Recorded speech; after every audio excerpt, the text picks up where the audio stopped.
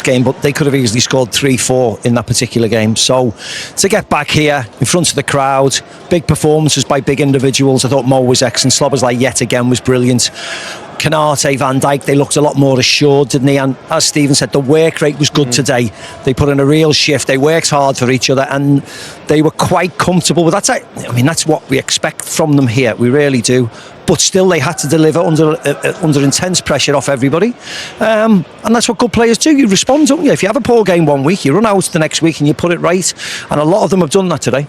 How important as well was that clean sheet tonight, Joe? Because it's the first one since the 14th of September for them. Massive. I thought they defended set plays well. I thought the midfield three, it's so important that them three stick together. In the big games, any team you play in the top 6, top 8, it has to be that three in there. They look so much better. The balance was right. Szoboszlai was brilliant again.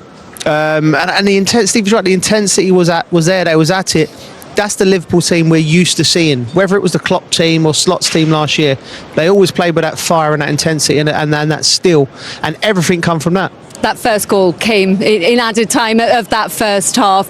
Just how crucial was the timing of that? Well, look, it was a gift. Just before it, they had the goal ruled out for offside. The great ball from Szoboszlai for Ekitike's header, but they're just guilty of overplaying. And if Liverpool are set up to press you high, go over the press. There's no need to overplay in the first phase at all. And that's not an easy finish, by the way. It falls on his right foot. Yes, it's an open goal, but it's coming at you at speed. It's bobbling. It's on your wrong foot, and that's the 250. It was a gift.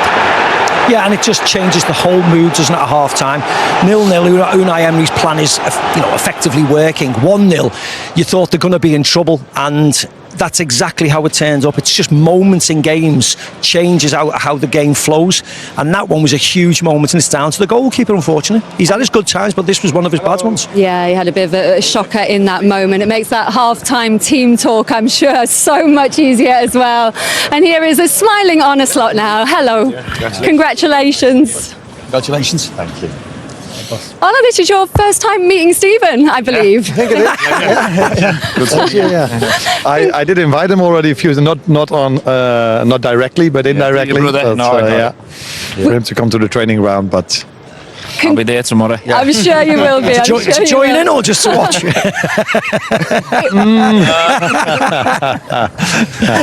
It's going to be a great mood at that training ground tomorrow after that win tonight. It really felt like the result was the most important thing tonight. But what did you like about the performance and the improvements you saw? No, what I like most was that I think everybody here felt the importance of the game. And I'm talking about my players and I'm talking about the fans. So from start to finish, players showed up, although in the last few games we've played in the first 5 minutes we always conceded and they had their chance which hit the post. But I think, like I said, the fans and the players felt that this was the moment today to show that we're still there. And we were just talking before you arrived about the timing of that first goal. Just how key was that, given the way the first half went, and how much did that change your team talk at half-time and improve that mood in the dressing room? Oh, but goals make a lot of difference in football. So I'm not too sure, but maybe in other games we've created more chances than we did today. But it wasn't the first time, by the way, that we created a chance by a high press. And a mistake from them gave us the lead, and second half another goal, a clean sheet. Like I said, we were ready for it today, I think. Against a team, by the way, that was in a very, very, very good form. So good result. How have you been personally these last couple of weeks? I mean, I know you've come out and done media and the press, and of course you've said all the right things, of course. But how have you been? Not everybody agrees with you. But there's a lot of people who speak a lot of things. We've said that already today before the game. But how have you been? Because this is your first sort of setback at Liverpool. Yeah, maybe in general as a manager. Coach, yeah. The good thing is, as a football player, I had many setbacks. So didn't we all? No, but. The margins are small in the Premier League. You see it every single game. And again today as well, because now we're on the good side of things, winning 2-0. But it was, again, a close call, like our other games were as well. And I think what you have to do is address what goes well, address what doesn't go well. And in other games, we've sometimes conceded sloppy goals. And today, of course, a big difference between the other games is not conceding a set piece. And all of that is helpful if you want to win a game of football, because every Premier League game is almost at the moment about set pieces. Yeah. Arne, can I ask you about the midfield three? I thought they were brilliant tonight, and you criticised in recent weeks conceding from counter attacks, but I thought the balance was really good. And it was against a real test against Onana and Kamara. Was you happy with them? Yeah, because they bring extra players to the midfield as well with their wingers. So no, I think they played a very good game as a team and individually. So it was a good performance, not only from the midfield. I think I saw some other outstanding performances as well. But this is also what you need if you want to win a game in the Premier League. You need a good balance in set pieces, and you need very good performances. Otherwise, other teams have too much quality to hurt you. Can I just ask you about Gravenberch, the importance of him today, and how does that affect his minutes going into Real Madrid? Obviously, he came back probably man of the match today. I thought he was outstanding again. Does that affect his minutes against Real Madrid? Depends on how his ankle feels now. It's of course a difference if you've been out with a muscle injury or with an ankle injury. So I think he's able to go again, but we have to see how he comes out of this game.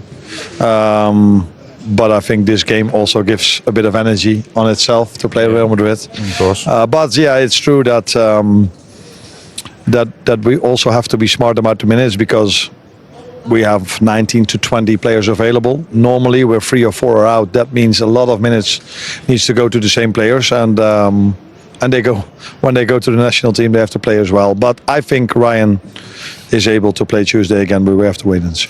And Mo Salah, of course, has had his share of criticism this season as well, but scored his 250th goal for Liverpool in all competitions. That's something that should really be celebrated. No, yeah, Mo again scores, which is not a surprise to anyone, I think. But what I also liked about him, that he was strong every time we played the long ball towards him. He kept the ball. He helped his team out just after he scored the 1-0 defensively as well. So I think this is the Mo he himself wants to see, and let's hope he can bring many more of these performances for us. And any special plans for Tuesday? Real Madrid won again tonight, 4-0, top of the league. Yeah. You looking forward to it?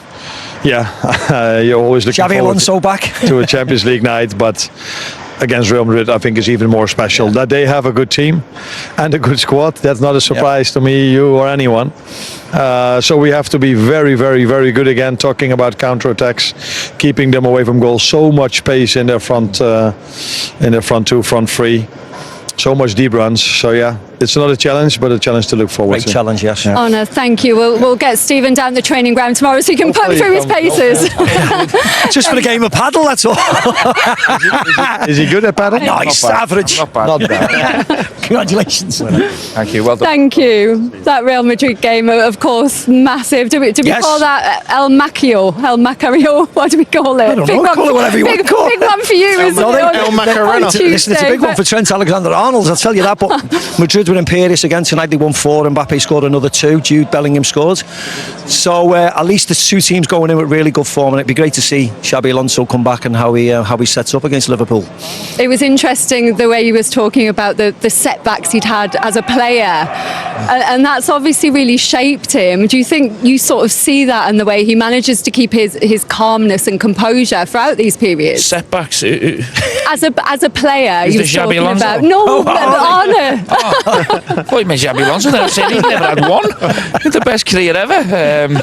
No, listen, I think he's handled the last couple of weeks really well. He's been calm. He has been under immense pressure, so have his players. But that's the demand here at Liverpool Football Club, especially on the back of becoming champions. You don't rest on that. It's about parking that up and going for the next prizes. So he's handled it well. It's a great win from a big win. He deserves a lot of credit for that.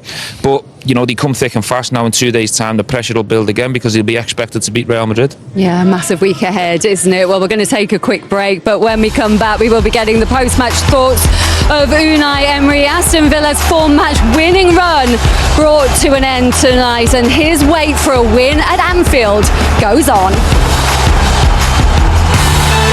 Here at Anfield, Aston Villa's 4-game winning run in the Premier League is at an end after a 2-0 victory for Liverpool tonight. Let's get the thoughts of Unai Emery. He's with Becky Ives. Unai, I imagine you're hugely disappointed results-wise, performance-wise. How do you feel? Good evening. we can feel it, a bit disappointed, but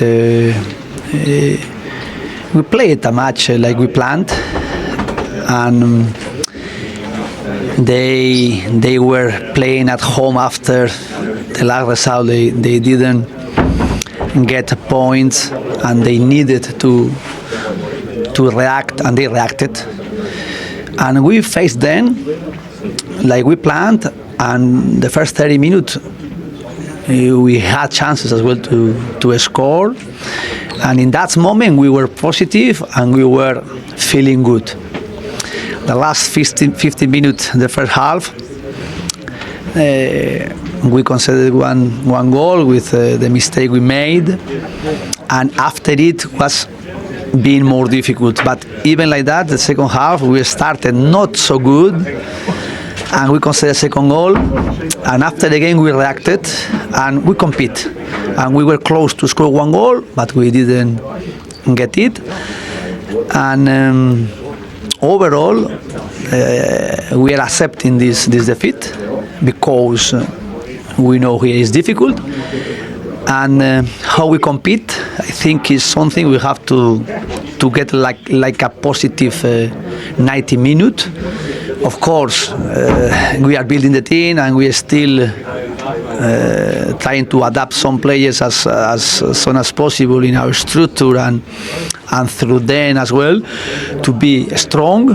But today we lost, and we had to accept it. Yeah, kind of architects of their own downfall tonight, weren't they? Let's have a look at that second goal scored by Ryan Gravenberch, Stephen. It again came from their goal kick. Yeah, the manager said themselves, Villa had come out a little bit slow in the second half. This time they're trying to go over the press. Liverpool deal with it really well. That's the second balls. We're talking about them dominating. They play through Villa's midfield. They're on the back line. They get a slight little bit of luck with the deflection, but they started the second half really slow, and they couldn't afford that going 1-0 down with the gift just before the break. Then to come out slow in the second half, to go 2-0 down, it's game over at that point. And Gravenberch, as you were talking to Arne Slot about earlier, absolutely vital having him back tonight after missing the last three. Yeah, forget the goals. If he gets a goal, that's a bonus. It's the way he plays and his positional strength on the pitch. And then he allows McAllister to move forward. He allows Szoboszlai to move forward. And Szoboszlai, particularly a very good athlete. He allows Mo Salah. If you know you've got somebody standing in there, in front of the back four, for instance, or if Andy Robbo goes in front of the back three, you've got some security there. And that's what he's vital at. As I said, he's jumped in with a goal today, which is amazing. But the fact that he's in the squad, in the team, makes Liverpool instantly stronger. Gives them that security. They got a clean sheet tonight, the first since September the 14th. We can hear from the Liverpool captain now. Virgil van Dijk is with Becky. Throughout this period of time, has it been hard for you as a leader to keep the heads up, keep the spirits, or has it always actually been okay behind the scenes and it's just more outside noise? Well, I can tell you that even in good times, you have to still keep going and don't take your foot off the gas.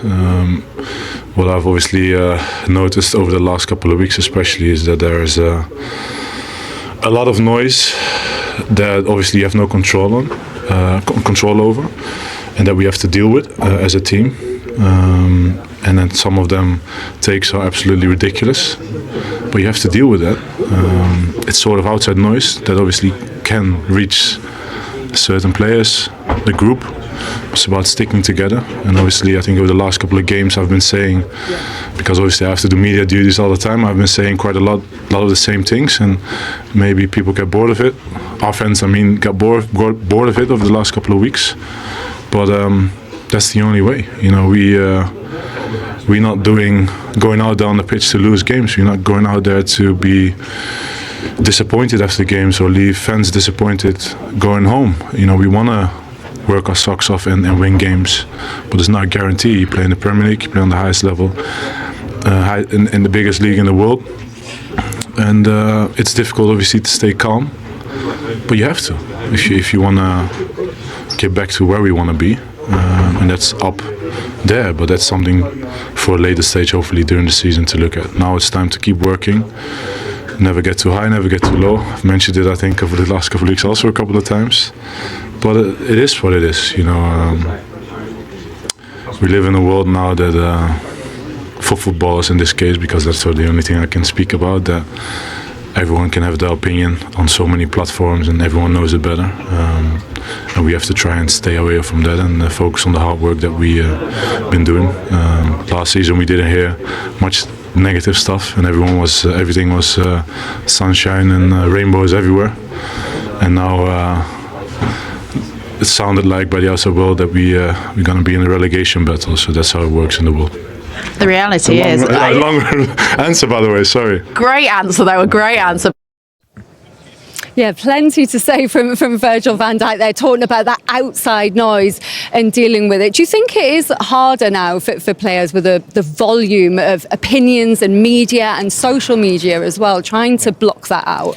Compared to when we played, of course it is. There's a lot more people with microphones and cameras in front of the face. There is a lot more keyboard warriors and a lot of unnecessary noise. But it's football in the modern age. If you're the captain of one of the biggest clubs in the world, a club that demands success, you'd have to take the rough with the smooth. That's life. But more importantly, the two most important players in Liverpool's squad, him and Salah, they're both back smiling, and he's smiling because of the clean sheet and because of how the team have defended tonight. I think he's a lot more prouder of his teammates in terms of the overall performance, and the star man Salah has scored a goal and he's smiling.